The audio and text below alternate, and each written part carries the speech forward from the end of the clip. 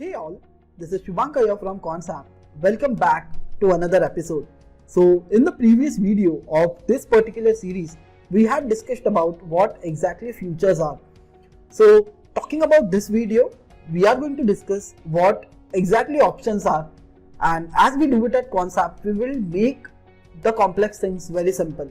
So first, let's try to read out the definition of options. So again, I have made it simpler, framing it in my words. So I'll just read out the definition very quickly. Options are a derivative contract based on asset allowing buy or sell an underlying. Options carry along a specific expiration date, and options are having a predetermined price. The premium of option is paid by the option buyer, and it is a right but not an obligation to option buyer. We understood nothing.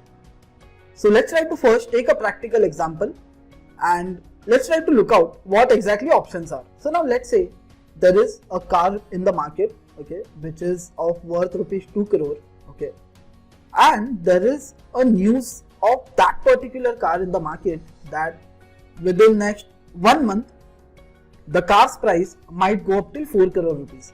So the price will directly double. So me being, I would say, a participant of share market, I don't want to drive the car actually, but what I want is that 2 crore rupees of profit which I am looking at for. I am very much tempted and I want to participate in the move because the thing which is at 2 crore right now, it is going to be at 4 crore. So that is the news which is popped up in the market. But again, there is no surety as such, okay.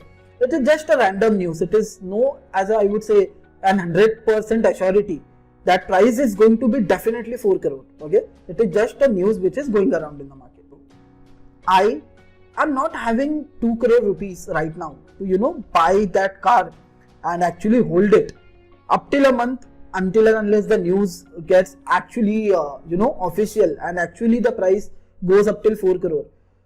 So what I did is I went to the showroom of that particular car wherein I was a buyer and the company guys were seller, wherein I made a contract with the company stating such that I will pay a 20 lakh rupees of amount right now, wherein I am reserving the right to buy that car at 2 crore rupees. That is the first scenario, wherein I am paying a small token amount, a small premium to book a right to buy that particular car at 2 crore rupees. Now, how is that going to help? I have made a contract, right? Now, let's say if the car's price goes up till 4 crore, I will simply buy it from the showroom at 2 crore and I will sell it in the open market at 4 crore. I'll make a state profit of 2 crore rupees minus the premium I paid. So, the showroom guys, they said that this premium is a non-refundable premium. It can't be refunded. That is the first scenario. The second scenario is that this contract will be only valid up till this month end. One day even ahead of this particular month, which is even 1st of September, this contract won't be valid. Whatever happens, it happens in this particular month itself. Any single day above it, the contract won't be valid. So that is my contract. Now to repeat, what exactly is the scenario? I paid 20 lakh rupees as a token amount to the showroom guys. Why I did it? Basically, I want a right to buy the car at 2 crore rupees from the showroom, and once the price reaches at 4 crore, I will sell it off in the open market. These are the two scenarios. So basically in this scenario, what happened is the news doesn't go in our favor, okay. Let's say the car which is right now, it's priced at let's say 2 crore rupees. Let's say after 10-15 days, if any bad news comes in, the same 2 crore rupees of car is going to come at 1.5 crore rupees of car. That is going to give me a loss of 50 lakh rupees. So what I did is I played very smartly. I paid a premium amount and I just booked a right for myself, wherein even if car's price goes up till 1 crore, still I am not worried because I am not going to make a loss of 1 crore because I have paid the premium which is of rupees 20 lakhs. So in this scenario, my maximum loss is 20 lakh rupees, nothing above that. So even if car prices go anywhere, my maximum investment in this particular scenario is 20 lakhs. And if I wish to buy the car, I need to pay the additional amount, which is 2 crore rupees, and I need to buy the car. That is the scenario. So that is as simple as what options are. Basically, you participate in a move wherein you try to bet on something, but you don't actually go ahead and participate directly in the move. Ideally, what you do is you participate with a small token amount. If the move goes against you, you lose the premium, nothing apart from that. So there would be 4 scenarios now. The price of property goes up. Okay, if the car's price go up, let's say if the car's price goes up till 4 crore rupees from here, I'll definitely buy it at 2 crore and sell it off in the open market at 4 crore. So that becomes my profit.